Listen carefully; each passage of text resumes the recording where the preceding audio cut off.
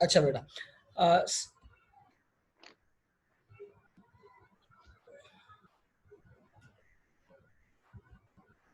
सलज क्या होता है? Organic matter which settles down in primary and secondary sedimentation tank. Sedimentation tank भी आपको पता है कि सेडिमेंटेशन टैंक क्या होता है कि प्राइमरी या सेकेंडरी जो भी मटेरियल होता है, जो भी डिस्कार्ड किया जाता है या जो भी गार्बेज बच जाता है, जो भी सॉल्वेंट बच जाता है इन सॉलिड फॉर्म के अंदर, तो वो सलज के फॉर्म में आ जाता है, उसको सलज कहा जाता है। ठीक है, वो डिस्कार्ड किया जाता है, उसके अंदर अमोनिया फर्टिलाइजर भी होता है और भी बहुत सारे जो है मीथेन वगैरह जो है गैस है और भी बहुत सारी चीज़ें उसके अंदर इंक्लूड होती हैं। वो एज अ फर्टिलाइजर के तौर पर यूज़ किया जाता है, मेन्योर के तौर पर यूज़ किया जाता है और वो एग्रीकल्चर फील्ड्स को दिया जाता है। ठीक है, अच्छा, डिकम्पोजिशन ऑफ ऑर्गेनिक मैटर हैं, उसमें और भी बहुत सारे गैसेज हैं, फॉल गैसेज हैं, फ्यूल गैसेज भी कहलाती हैं, पोल्यूशन भी है, हेल्थ हैजर्ड्स भी होते हैं उसके अंदर। ठीक है, अच्छा आगे चलते हैं। अच्छा, सोर्स ऑफ सलेज कहाँ से, क्या सोर्स है सलेज की? डोमेस्टिक सेवेज के अंदर सलेज प्रेजेंट होता है, इंडस्ट्रियल सेवेज प्रेजेंट होता है। ठीक है, इंडस्ट्रियल वाटर के अंदर, सेवेज के अंदर भी सलेज प्रेजेंट होता है, और वाटर ट्रीटमेंट प्लांट्स का जो अपना सलेज होता है वो भी प्रेजेंट होता है। ठीक है, तो ये तमाम चीज़ें मिल के जो है वो सलेज बनाती हैं। What do mean by water treatment plants? हालांकि डोमेस्टिक सवेज आप तो समझ सकते हैं। ठीक है, वो सॉलिड फॉर्म में जो है वो सर्कुलेट होता हुआ प्लांट के अंदर तक जाके पहुंचता है। ठीक है, इंडस्ट्रियल सेवेज भी आप लोग समझ सकते हैं, लेकिन what do mean by water treatment plants का जो होता है वो सेवेज किस तरह होता है? वो असल में मैं आपको बता दूं, जब उसको ट्रीटमेंट किया जाता है या उस फर्दर प्रोसेस से गुजारा जाता है तो उसके अंदर भी जो है बहुत सलेज जमा हो जाता है, जो वक्फे के बाद जो है वो उसके अंदर डिपॉजिट होना शुरू हो जाता है, जो कि वाटर ट्रीटमेंट प्लांट का अपना सलेज होता है। अच्छा, types of sludge, there are different types of sludge. Humus sludge भी है, एक्टिवेटेड सलेज भी है, डाइजेस्टेड सलेज भी है। ठीक है, तो ये तीन डिफरेंट टाइप्स होते हैं सलेज के। ठीक है, सलेज अगेंस्ट बता रहा हूँ, ह्यूमस सलेज भी होता है, एक्टिवेटेड सलेज भी होता है और डाइजेस्टेड सलेज भी होता है। ठीक है, इसके अंदर डिफरेंसेस का भी आपको पता होगा। ठीक, आगे चलते हैं। अच्छा, फिजिकल कैरेक्टरिस्टिक्स ऑफ सलेज, क्या क्या कैरेक्टरिस्टिक्स होते हैं? फिजिकल क्या कैरेक्टरिस्टिक होते हैं? मॉइस्चर भी होती है सलज के अंदर। ठीक है, density, colour, texture, fluidity and plasticity, ये तमाम फिजिकल पैरामीटर्स जो होते हैं, कैरेक्टरिस्टिक फीचर्स जो होते हैं, वो सलज के अंदर प्रेजेंट होते हैं। केमिकल कौन कौन से पाए जाते हैं, कौन कौन से सब्सटेंस पाए जाते हैं? तो उसके अंदर ऑर्गेनिक मैटर होता है, वोलाटाइल सॉलिड्स होते हैं, और उसके अलावा नाइट्रोजन, फास्फेट, फेट्स वगैरह, बाकी चीज़ें, अमोनियम वगैरह, ये सारी चीज़ें इसके अंदर प्रेजेंट होती हैं या पाई जाती हैं। ठीक है, अच्छा, मेन ऑब्जेक्टिव क्या होता है? मेन ऑब्जेक्ट क्या होता है सलज ट्रीटमेंट का? ठीक है, क्या होता है? Digestion of organic matter by common method, यानी कि जो ऑर्गेनिक मैटर डाइजेस्ट हो चुका है उसको डाइजेस्ट करना। ठीक है, किसी नॉर्मल तरीके के साथ। डिस्ट्रक्शन ऑफ पैथोजेनिक ऑर्गेनिज्म, क्योंकि वो जो सलज होता है उसके अंदर बाज़-औक़ात बड़े खतरनाक ऑर्गेनिज्म पाए जाते हैं, रिपोर्टेड होते हैं। जब टेस्ट करते हैं उसके, सलज ट्रीटमेंट की जाती है लैब के अंदर, तो उसके अंदर बहुत सारे जो हैं खतरनाक पैथोजेनिक ऑर्गेनिजम्स होते हैं। वो बैक्टीरियल भी हो सकते हैं, वो फंगल भी हो सकते हैं, वो पेस्ट की फॉर्म में भी हो सकते हैं। अच्छा, इसके बाद safe and aesthetically acceptable disposal of sludge, और क्या सेफ तरीका है और क्या एक्सेप्टेबल है जिस तरह से हम उसको डिस्पोज करें और जो है उसको जो है एग्रीकल्चर फीड में लेके जाएं, और उसके जो है ह्यूमन रिस्क भी ना हो, इन्वायरमेंटल रिस्क भी ना हो, और बाकी चीज़ों की भी जो है रिस्क ना हो। अच्छा, by product of methane is useful as a fuel. अच्छा, ये जो प्रोडक्ट होता है बाय प्रोडक्ट सलज ट्रीटमेंट का, तो उससे मीथेन गैस को भी जो है वो प्रोड्यूस करवाया जाता है। ठीक है, और जो आपको पता है methane gas as a fuel तौर पे यूज होती है, और and helps in controlling temperature and also generates power. और इसके अलावा जो है वो टेम्परेचर को भी कंट्रोल करती है और इसके अलावा पावर जनरेट के काम भी आती है। अच्छा, thick units of treatment, different treatments होते हैं, उसकी कंसंट्रेशन, थिकनिक और कंसंट्रेशन। अच्छा, उसके अंदर कितनी थिकनिक है, उसके अंदर कितना पावर है और कितनी उसके अंदर कंसंट्रेशन है, तो वो भी जो है देखी जाती है ट्रीटमेंट से before. Reduction of moisture contents, of रा सलज, पहले क्या किया जाता है, उसका मॉइस्चर रिड्यूस किया जाता है। क्यों रिड्यूस किया जाता है मॉइस्चर? हाँ, उसके डिफरेंट जो हैं फैक्टर्स होते हैं। आपको पता है अगर मॉइस्चर उसके अंदर प्रेजेंट्स हैं तो वो सॉइल को कंटामिनेट भी कर सकता है, ठीक है, एग्रीकल्चर फील्ड जो और से अगर मॉइस्चर होगा तो बैक्टीरियल ग्रोथ भी होगी उसमें, बैक्टीरियल फिर ग्रोथ भी उससे हो सकती है, फंगल ग्रोथ भी हो सकती है, और भी जो है इसके अंदर बहुत ज्यादा टॉक्सिक कंपाउंड्स भी प्रोड्यूस हो सकते हैं। तो इस वजह से जो रा सल्ज होता है तो उसका जो है चेक की जाती है और मॉइस्चर को रिड्यूस किया जाता है। Help in reducing capacity of digestion tank and provides control to digestion condition. तो इसकी जो मॉइस्चर के लिए क्या करते हैं, डाइजेशन टैंक एक होता है जिसको डाइजेस्ट, मैंने आपको पढ़ाया भी था, जो आपको पूरा जो मैंने आपको साइकिल दिखाई थी, उसके अंदर जो है इतनी कैपेसिटी होती है कि डाइजेशन टैंक के अंदर उसको रिड्यूस करवाया जा सकता है। अच्छा, किस तरह से रिड्यूस करवाया जा सकता है? By treatment, by heat treatment, by बाकी भी उसके हीट ट्रीटमेंट के थ्रू भी इसको जो करवाया जा सकता है रिड्यूस, और भी बाकी ट्रीटमेंट से उसके थ्रू भी मॉइस्चर को रिड्यूस करवाया जा सकता है, ठीक है। और it can produce sludge of less than 10% solid contents, ठीक है। और इसके अलावा जो है अगर उसको जो मॉइस्चर रिड्यूस करवाया जा सकता है तो उसमें 10% जो है उसके अंदर कमी आ जा सकती है, क्योंकि मॉइस्चर की वजह से वो बहुत ज्यादा जो हैवी भी होता है, लेकिन जब वो ड्राई होना लगता है तो उसके अंदर 10% कमी आ जाती है। अच्छा, units of thickness are gravity thickness, flotation thickness और एल्यूट्रेशन थिकनेस। ये थिकनेस की टाइप्स हैं, ठीक है। Gravity thickness, flotation of thickness और एल्यूट्रेशन ऑफ थिकनेस क्या होते हैं? ये ल्यूट्राइशन और ये क्या होते हैं, कोई बता पाएगा आप लोगों में से? जी हमजा, अब कौन से वाला हमजा, ये आप? जी आवाज आ रही है? पहले ये सर, बताएं। जी जी जी सर, आ रही है। फ्लोटेशन थिकनेस तो सर वो होगा कि देखिए सर, ये आपको पता है फ्लोटेशन थिकनेस में कि फ्लोटेशन का तो मकसद समझ में आ रहा है कि वो जो होते हैं बिल्कुल सॉलिड पार्टिकल्स होते हैं वो फ्लोट करते हैं कुछ। और ग्रेविटी थिकनेस, सर वो पार्टिकल्स को सेटल डाउन कर देते होंगे। अगर उनके अंदर फ्लो प्रोसेस है, फ्लो अगर फास्टली होता है तो वो चले जाते हैं, फ्लोट कर जाते हैं, ठीक है। अच्छा, जस्ट लाइक कुछ इस तरह भी होते हैं, कुछ ग्रेवल्स वगैरह होते हैं, या उनके जो है सलज जो होता है वो प्लास्टिक बैग्स के साथ एसोसिएट होते हैं या बाकी चीजों के साथ एसोसिएट होते हैं, तो वो फ्लोट कर रहे होते हैं, ठीक है। तो फ्लोटिंग थिकनर भी होते हैं, ग्रेविटी थिकनर भी होते हैं। ग्रेविटी थिकनर वो होते हैं जो बाद में वो सेटल डाउन हो जाते हैं, सेडिमेंट्स की सेडिमेशंस हो जाती है, ठीक है। अच्छा, और इसके अलावा इल्यूट्रेशन थिकनेस क्या होते हैं, ये कोई बता सकेगा? अच्छा, मैं बता देता हूँ, कोई मसला नहीं है। इसके अंदर क्या होता है कि ये एक प्रोसेस होता है इल्यूट्रेशन थिकनेस का, जिसका मकसद ये होता है कि आप सेपरेट कर लें पार्टिकल्स को, ठीक है, based on their size, shape and density. कुछ पार्टिकल्स छोटे होते हैं, कुछ बड़े होते हैं, कुछ इन रॉक्स फॉर्मेशन में होते हैं, कुछ जो है छोटे छोटे रॉक्स फॉर्मेशन में होते हैं, कुछ किसी और फॉर्म में होते हैं। तो उनको सेपरेटिंग पार्टिकल्स का होता है, सेपरेशन का प्रोसेस होता है, ठीक है। किससे सेपरेट की जाती है? स्ट्रीम ऑफ गैस या लिक्विड फ्लावरिंग, जो फ्लोइंग, लिक्विड फ्लोइंग यानी कि डी वाटरिंग के थ्रू, यानी कि पानी के जो है ना फ्लो स्पीड के साथ, पानी अगर प्रेशर के साथ उसमें पास आउट करवाया जाए तो भी उससे जो है वो सेपरेट किए जाते हैं, ठीक है। और ये जो होते हैं छोटे छोटे पार्टिकल्स होते हैं, तो इल्यूट्रेशन थिकनेस होती है वो जो क्या होते हैं कि उसके अंदर इल्यूट्रेशन यानी कि उसमें तमाम पार्टिकल्स आ जाते हैं, छोटे बड़े तमाम पार्टिकल्स आ जाते हैं, ठीक है। अच्छा, आगे चलते हैं। अच्छा, इसके बाद आता है डाइजेशन और स्टेबलाइजेशन। डाइजेशन का मकसद ये होता है जो पार्टिकल्स वगैरह जो नीचे जो हैं वो सेडिमेशन टैंक के अंदर जो नीचे की तरफ जो सेडिमेंट हो जाए, नीचे की तरफ बॉटम पे आ जाए, तो वो स्टेबलाइजेशन भी कहा जाता है, उसको डाइजेशन भी कहा जाता है।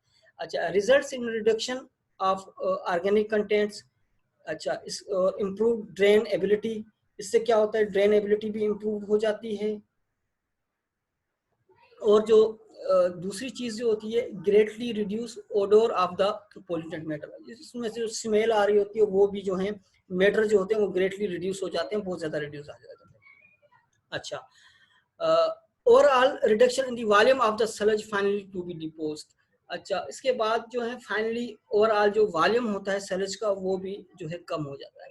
अच्छा, सलज ट्रीटमेंट में ये होता है कि जो प्राइमरी सेकेंडरी जो ट्रीटमेंट होती है वो वहाँ तो बल्क क्वांटिटी के अंदर सल्ज आ जाता है, लेकिन लास्ट में जो क्लेरिफायर होते हैं यानी कि क्लोरिनेशन के प्रोसेस से पहले, तो वो क्या होता है वहाँ पे भी सल्ज जो है वो कुछ ना कुछ डिस्पोज किया जाता है, कुछ ना कुछ बच जाता है, लेकिन वो बल्क क्वांटिटी के अंदर नहीं होता, बहुत ही कम क्वांटिटी के अंदर होता है, तो वो सल्ज भी डिस्पोज किया जाता है। लेकिन एज कम्पेयर टू बाकी के जो है वो थोड़ा सा, बेटा 5 मिनट आप रुकिएगा, थोड़ी सी डिस्टर्बेंस है, कोई जो है वो मुझे बुला रहा है बाहर, तो मैं 1 मिनट में आ गया हूँ, ठीक है, आ रहा हूँ 5 मिनट, 1 मिनट। 5 मिनट रुकने और 1 मिनट में आ रहे हैं सर। रिकॉर्डिंग हो रही है हमजा। यार सर ने खुद बोला है कि 5 मिनट रुको, अच्छा मैं 1 मिनट में आ बदतमीजी रहा नहीं, हूँ। रिकॉर्डिंग हो रही है। तो मैं सर की बात को तो बोल रहा हूँ कि भाई सर कह रहे हैं कि 5 मिनट रुको, मैं 1 मिनट में आ रहा हूँ। हाँ तो सही है, रुक जाओ 5 मिनट, 1 मिनट में आ जाएंगे। देखो 4:45 हो रहे हैं, सबकी तरफ 4:46 मौसम में कैसा हो रहा है? बहुत अच्छा हो ये रहा है यहाँ पे, यहाँ हल्की तो हल्की कैसा लग बारिश भी हो रही है। रहा? हाँ शुरू हो गई। हाँ हमारी तरफ हो रही है बहुत हल्की हल्की। हाँ यहाँ हमारी पे भी तरफ से नहीं बिल्कुल हो रही। अंधेरा हो गया है। मलिर के साइड हो रही है ना बारिश। अच्छा अच्छा बादशाह भाई अपना अपना ख्याल रखिएगा, बात सुने, मैंने आपको कल एडवाइस किया था अच्छा, ना। इट्स ओके, हाँ सबर कर। खामोश हो जाए सब। हाँ हाँ तो बेटा क्या होता है कि ये तमाम चीजें जो होती हैं ओवरऑल रिडक्शन आ जाती है सेल्स के अंदर। हालांकि आपको पता है सेल्स जो है वो डिपोज होता है लास्ट स्टेज तक, क्लेरिफायर तक, ठीक है, उसके बाद जो है उसको जो है वो पानी को रिलीज किया जाता है ट्रीटमेंट में। अच्छा, बाज़ों का ऐसा होता है कि ये जो है ईपीए वाले फाइनल ट्रीटमेंट के बाद भी वाटर को चेक करते हैं जो कि डिस्चार्ज होता है प्लांट के बाद, क्योंकि बाज़ों का जो है कुछ के अंदर प्रॉब्लम भी क्रिएट होती है, और ये जो प्लांट वाले हैं ये भी चेक करते रहते हैं वीकली बेस पर या अल्टरनेट बेस पे, क्योंकि कहीं पे भी मिसहैंडलिंग भी हो सकती है, कहीं पे भी जो है कुछ मिसमैनेजमेंट की वजह से जो है जो है सल्ज वगैरह या बाकी जो है सिंथेटिक कंपाउंड्स वो बाहर डिस्चार्ज ना हो। बाज़ों का रिपोर्टेड हुए हैं बहुत सारी जगहों पे जो है वो लीक आउट भी हो जाती हैं ये चीज़ें। तो इससे क्या होता है कि एनवायरनमेंट को नुकसान पहुंचता है। तो ये अल्टरनेट डेज पे या हर डे के बेस पे जो है वो किया जाता है।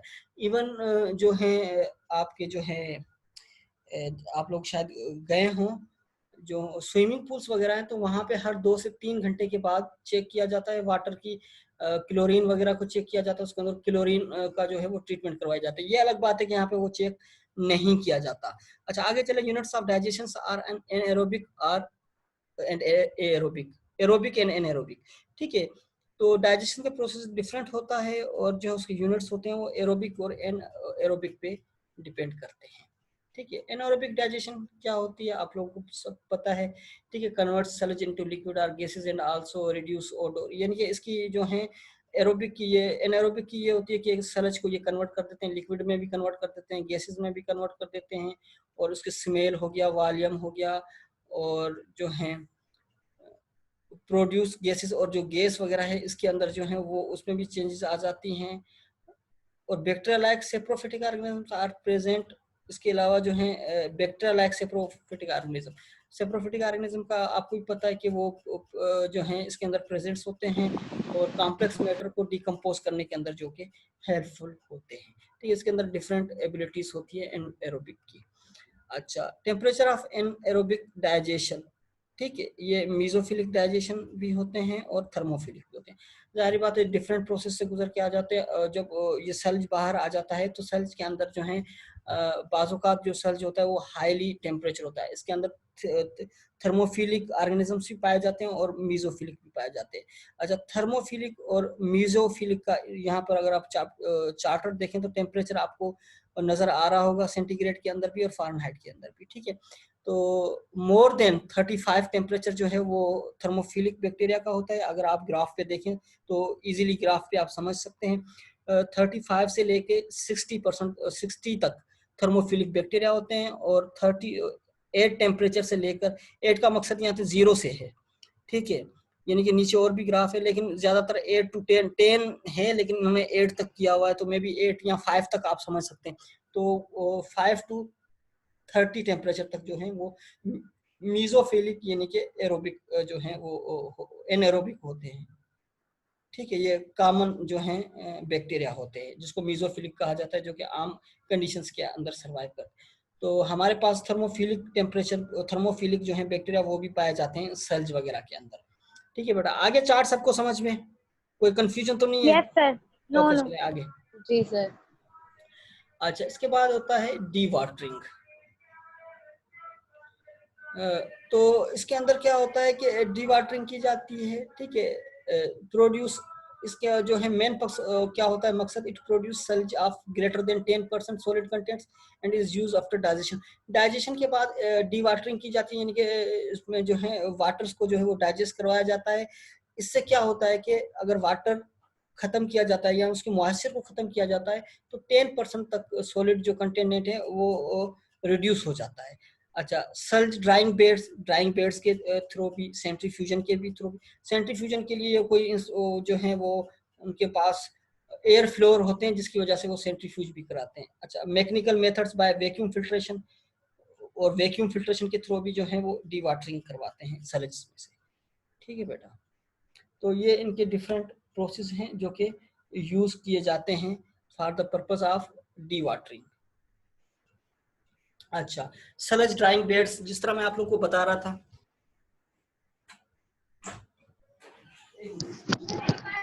अच्छा सर ये बंजर जमीन, जी बेटा, बंजर जमीन है ना ये? बंजर जमीन नहीं है, सलज है ये।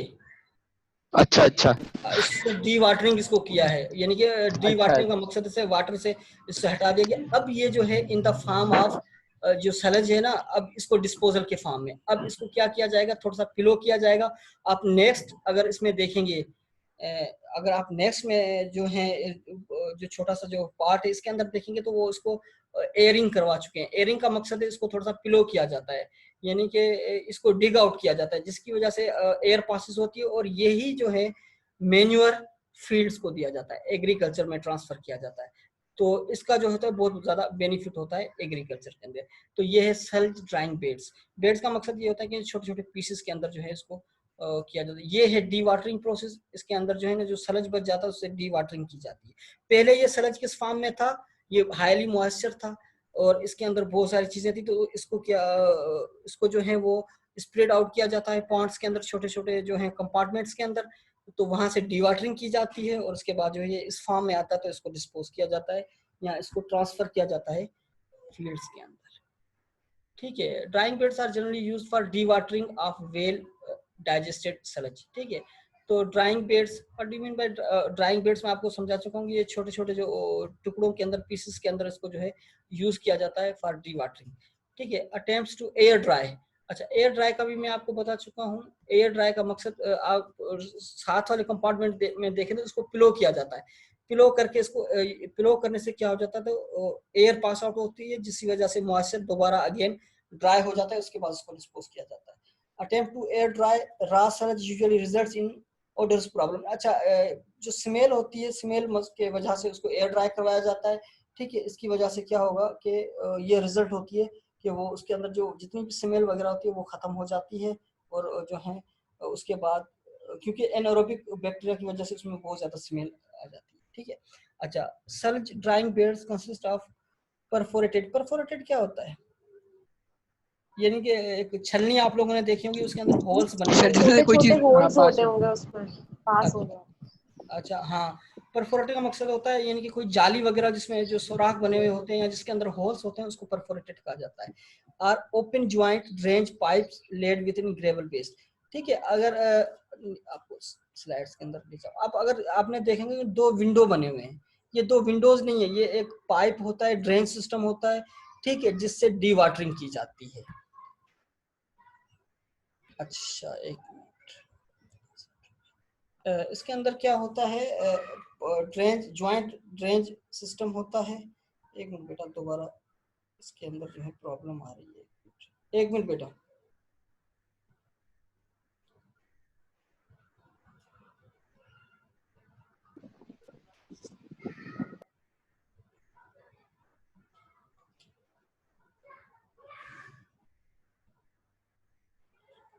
तो लेके चले जाओ ना, तो क्यों इतना काम करो कर, तो लेके चले जाओ, मैं तो क्लास ले रहा हूँ।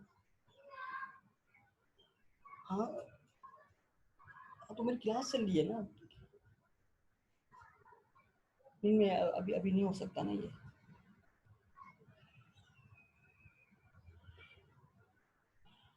या थोड़ी देर के बाद चले जाओ आप लोग। क्यों आप इतनी आप लोग वो कर रहे हैं? प्रिपरेशन वाली तो बात नहीं है आप लोगों के पास। इफला सर को बताओ आज तुम्हारी बर्थडे है, सर विश करेंगे तुम्हें। इस तरह से क्या चीज? नहीं, ऐसा नहीं करते ना भाई। मैं क्लास ले रहा हूँ ना, क्लास के बाद आप लोग इसमें करता हूँ, ठीक? क्लास ले लो, क्लास के बाद।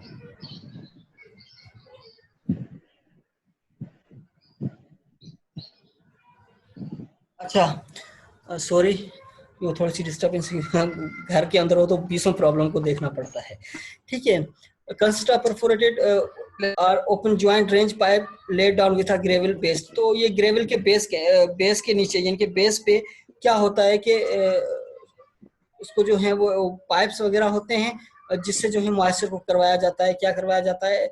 मॉइस्चर को यानी कि ड्रेंच करवाया जाता है, या पानी जो बच जाता है उनको ड्रेंच करवाया जाता है। जी बेटा, क्या पूछ रहे हो हमजा आसिफ? सर वो आसमान लेफ्ट कर दिया, वो कह रही है हमें एडमिट करना मीटिंग में दोबारा। कौन? आ गई मैं आसमा। सर। अच्छा,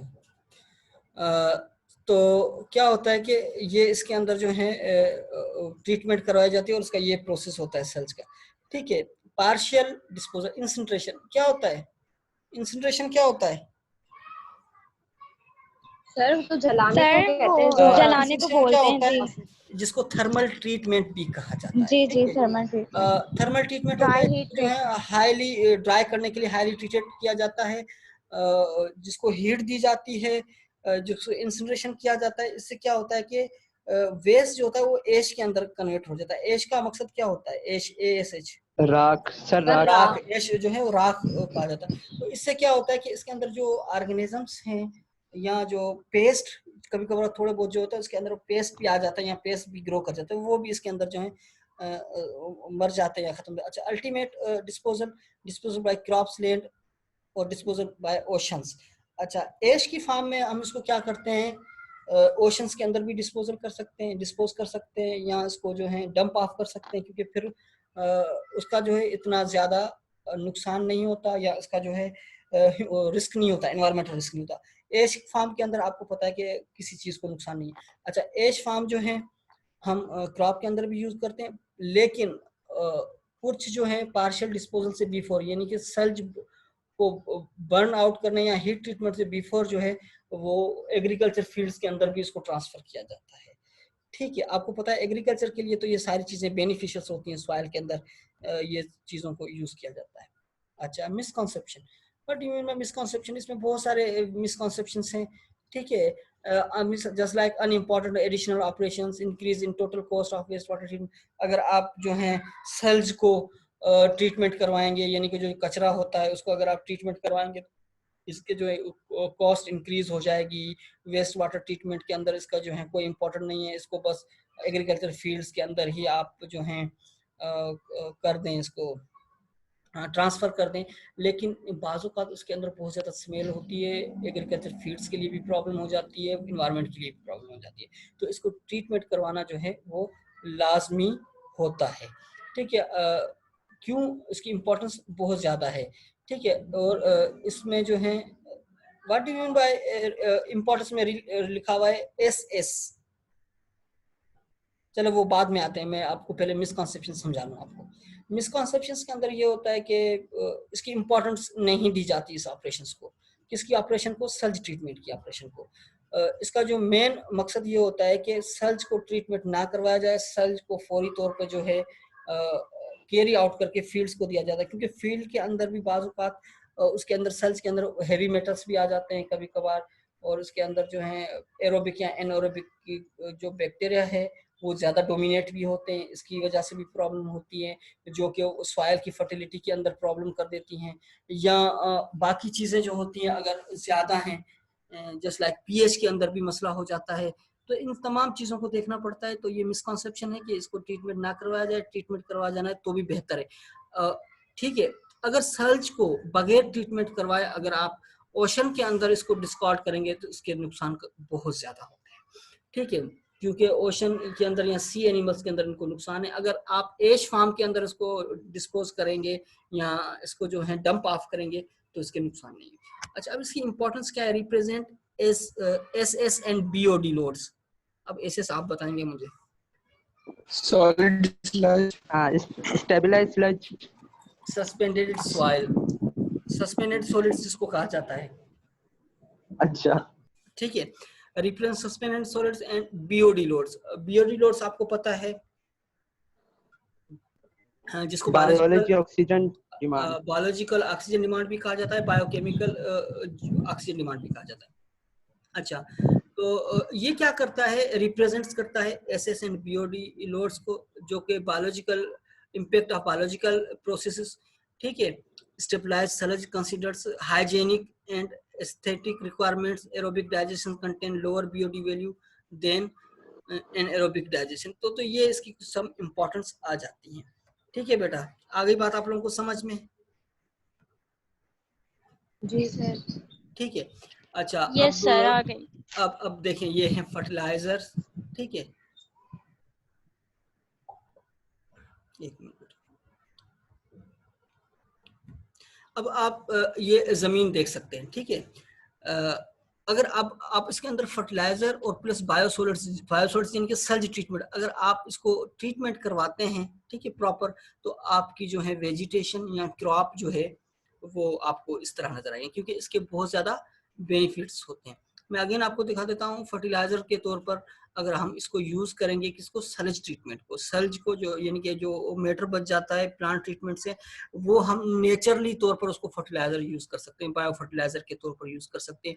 वो जमीनें जहाँ पे न्यूट्रिशन की कमी हो, जहाँ पे क्रॉप प्रॉपर्ली नहीं हो पाती, पैचेस के अंदर क्रॉप होती है, न्यूट्रिशन की कमी होती है, या ड्राउट कंडीशंस हैं, या यानी कि पानी तो है लेकिन वहाँ पे क्रॉप अच्छी नहीं हो रही, सॉइल के अंदर कोई फैक्टर है, तो वहाँ पे अगर आप इसको जो है कैरी आउट कराएंगे, तो यानी कि इस क्रॉप के साथ अगर आप बायोसॉलिड का यूज करेंगे, तो आपकी क्रॉप के अंदर आप डिफरेंस अब देख लें, तो हाईली बेनिफिशियल है, बहुत अच्छी क्रॉपिंग हो सकती है, और बहुत ही अच्छा जो है इसका बेनिफिशियल जो होता है वो बेनिफिट्स आ सकता है, ठीक है।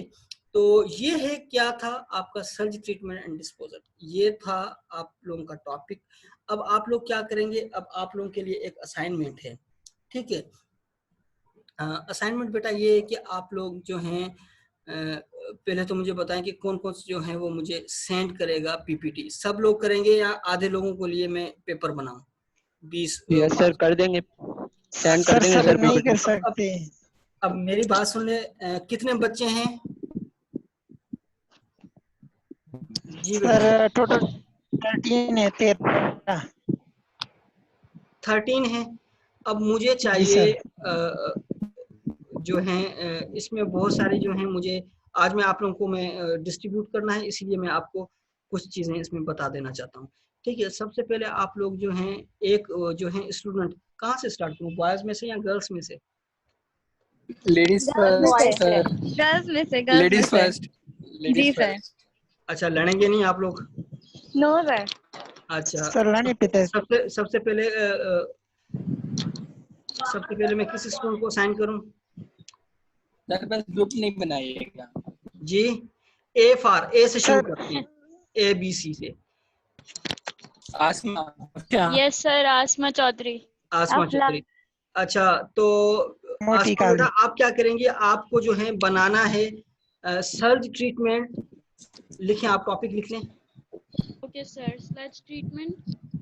Surge treatment, application of surge treatment in Pakistan, Pakistan के अंदर सर्ज ट्रीटमेंट की क्या एप्लीकेशन है और क्या काम किया जा रहा है, ठीक है। इस पे आप प्रेजेंटेशंस बनाएंगे। ओके सर, पीपीटी बनानी है और फिर उसको प्रेजेंट कैसे करना है? जो है आप फिर खुद ही प्रेजेंट करेंगी, यहाँ पे मैं आपको जो है यानी कि आपको जो है प्रेजेंट करना है, जिस तरह आप वॉइस पे कर रहे हैं, लिंक में भेजूंगा और सब उसको ज्वाइन करेंगे, ठीक है।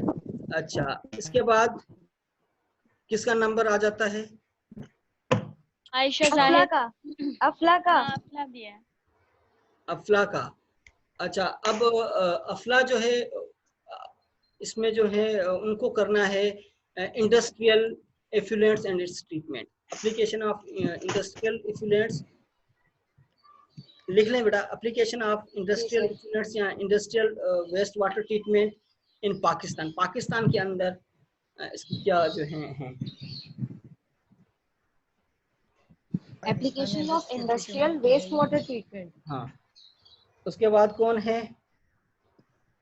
किसका Sir, नंबर है? option. आयशा जी और आयशा। आयशा। अच्छा आयशा बेटा, आप जो शाबाजी। करेंगी वो है आयशा फार्मास्यूटिकल बाजी। Industries. Application of pharmaceutical industries, application of pharmaceutical industries waste water sir उनकी तो इन पाकिस्तान। उनको बोला अपने माइक ऑन कर लें सर, उनकी तो आवाज ही नहीं आ रही आयशा बाजी की। मेरी तो आएगी ना आवाज उनको, सर उनको नहीं आ रही होगी। माइक बंद है तो उनकी नहीं आएगी, मेरी जाएगी आवाज। ठीक है बेटा। अच्छा इसके बाद कौन आ जाता है? अफशा. इंडस्ट्री हो गया, वेस्ट वाटर हो गया, domestic option, domestic waste water treatment in Pakistan. ठीक है, पाकिस्तान के अंदर वेस्ट वाटर ट्रीटमेंट के क्या कॉन्सेप्ट है और कहाँ कहाँ पे हो रही है। ठीक है। अच्छा इसके बाद जितना भी डेटा हमें बताना होगा ये रिलेटेड टू पाकिस्तान बताना होगा ना, या ओवरऑल द वर्ल्ड? जी बेटा, पाकिस्तान के अंदर करवाया जा रहा नहीं, उसके जो है पॉजिटिव पॉइंट्स भी नेगेटिव भी, उस पर क्रिटिसाइज भी आप लोगों को करना है कि क्या क्रिटिसाइज करना है आप लोगों को, क्या गलत है और क्या सही है। हाँ क्रिटिसाइज भी आप लोगों को करना है इसमें।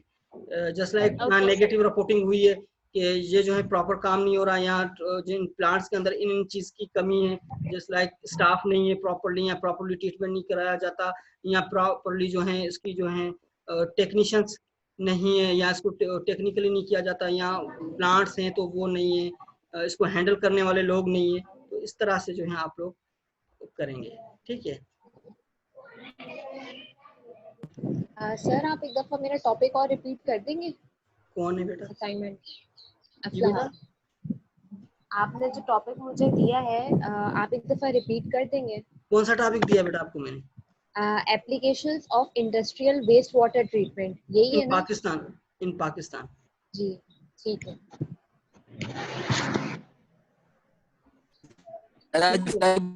विश करते हैं जी बेटा।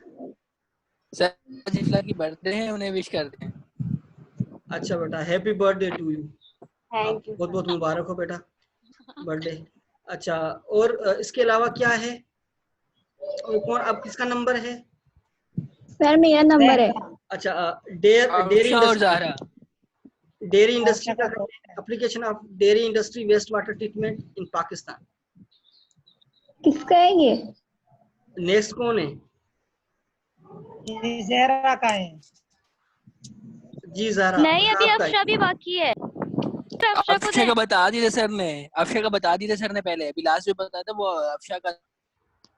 दोबारा बता दो एक दफा. डोमेस्टिक एप्लीकेशन ऑफ डेयरी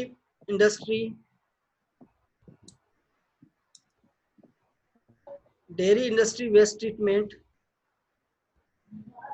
इन पाकिस्तान। अच्छा अब इसके बाद आ जाता है टैनिंग इंडस्ट्री। इसके बाद सर ज़ाहरा रह गई, ज़ाहरा। सर मेरा कौन सा है? Tanning industry. फुल टॉपिक बस टैनिंग इंडस्ट्री है. टैनिंग इंडस्ट्री ट्रीटमेंट नहीं, application of tanning industry waste water treatment. Okay sir. Waste water treatment of tanning industry. Sir total कितनी स्लाइड होनी चाहिए? बेटा 17 से 18। ठीक है। तो सर टाइम कितना होगा प्रेजेंट करने का? 10 मिनट। हाँ 10 मिनट दूंगा। अच्छा बेटा जल्दी जल्दी लिखें। इसके बाद कौन आ जाता है? आसिफ भाई, लेकिन वो है ही नहीं आज। इसके बाद और आ जाए, और कौन है? कंटामिनेट लैंड एंड आसिफ भाई। बायोरेमिडिएशन। ठीक है, कंटामिनेशन लैंड। जो प्रेजेंट है जी सर, जो प्रेजेंट है उन्हीं का बताएं, जो प्रेजेंट है उनका बताएं, जो एब्सेंट है उनका भी लिख लें। आप लिखते जाएं। अब किसकी बारी है? आसिफ के बाद सबसे पहले आसिफ भाई। बॉयज में आसिफ के बाद कौन है? फहीम। फहीम लिखे contamination land and bioremediation. Contamination land and bioremediation. अच्छा इसके बाद ठीक है। इसके बाद कौन है? Hamza biodegradation and bio transformation. Sir कौन सा वाला हमजा? हमजा इब्राहिम। हमजा छोटे वाला। सर अभी मीटिंग